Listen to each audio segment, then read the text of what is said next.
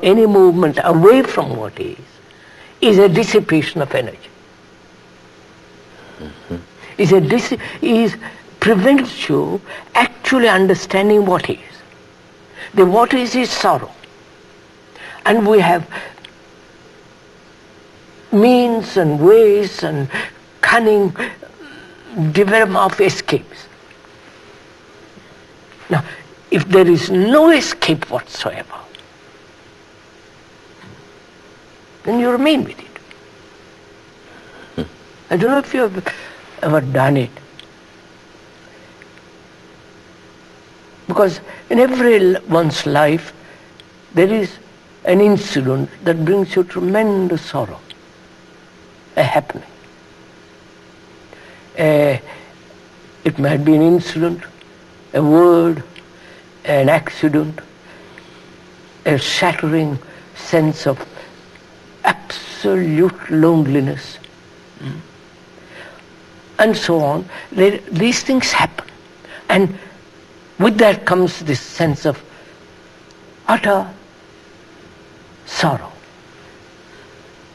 Now, when the mind can remain with that, not move away from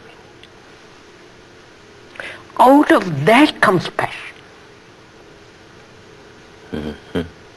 Not the cultivated passion, not the artificial trying to be passionate, but the movement of passion is born out of this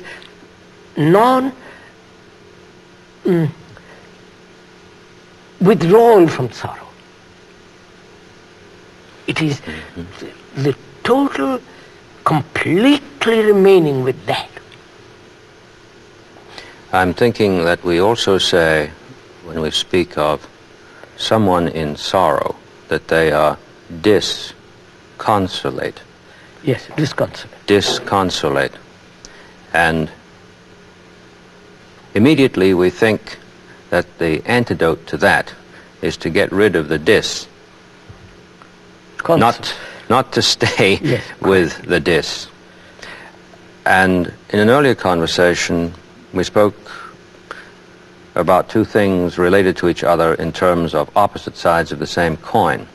And while you've been speaking, I've been seeing the interrelation in a polar sense between action and passion. Passion being able to undergo, able to be changed, whereas action is doing to effect change. And this would be the movement from sorrow to passion at the precise point, if I've understood you correctly, where I become able to undergo what is there. Yeah. Yes. So, when there is no escape, when there is no desire to seek comfort away from what is, then out of that absolute, inescapable reality comes this flame of passion. And without that, there is no beauty. You may write endless volumes about beauty, or be a marvelous painter. But without that inward quality of passion, which is the outcome of great understanding of sorrow, I don't see how beauty can exist. Also, one observes, man has lost touch with nature. Oh, yes. Completely. Especially in big towns. And even in small towns or hamlets, man is always outwardly going, outward. Pursued by his own thoughts. And so he's more or less lost touch with nature. Nature means nothing to him. Yes, it's very nice, very beautiful. Once I was standing with a few friends and my brother many years ago our Grand Canyon. Look at the marvelous thing. Yes. Incredible. The colors, the depth and the shadows. And a group of people came, and one lady says, yes, isn't it marvelous? And the next day, let's go and have tea. And off they trotted. Back to the house. You follow? That is what is happening in the world. We have lost completely touch with nature. We don't know what it means. And also we kill. You follow? We kill for food, we kill for amusement, we kill what's called for sport. I won't go into all that.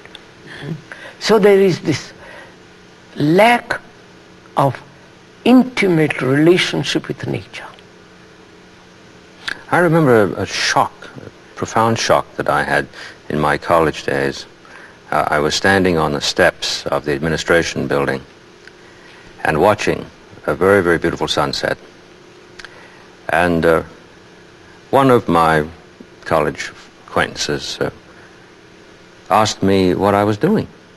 And I said, well, I'm not doing anything. I'm looking at the sunset. And you know what he said to me? This so shocked me that it's one of those things that you never forget. He just said, well, there's nothing to prevent it, is there?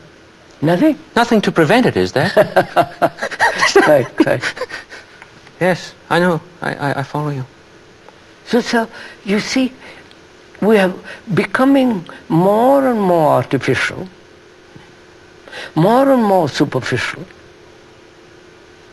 more and more verbal,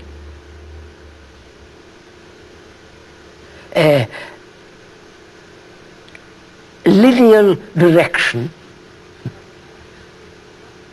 neither vertical, not vertical at all, but linear. And so naturally, artificial things become more important. Theaters, cinemas, the whole business of modern world. And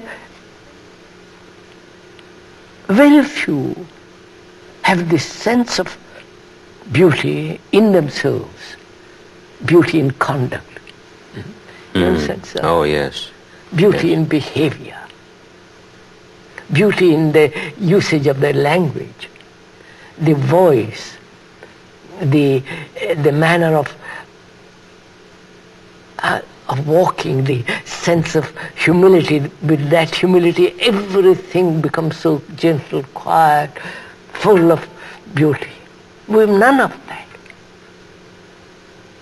And yet we go to museums, we are educated with museums, with pictures, and we have lost the delicacy, the sensitivity of the mind, the heart, the body. And so when we have lost the sensitivity, how can we know what beauty is? And when we haven't got sensitivity, we go off to some place to learn to be sensitive. you know that? Oh, I do.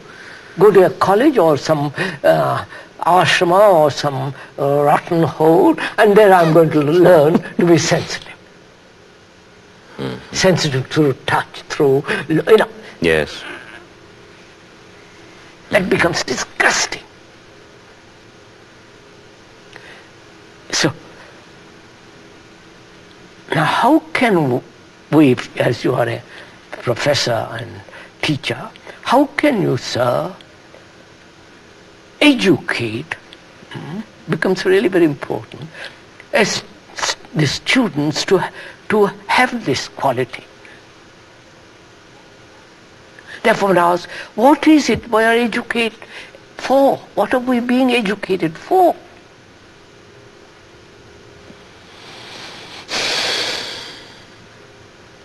Everybody is being educated. Yes. 90% of the people probably in America are being educated, know what to read and write and all the rest of it. What for? And yet it's a fact, at least in my experience of teaching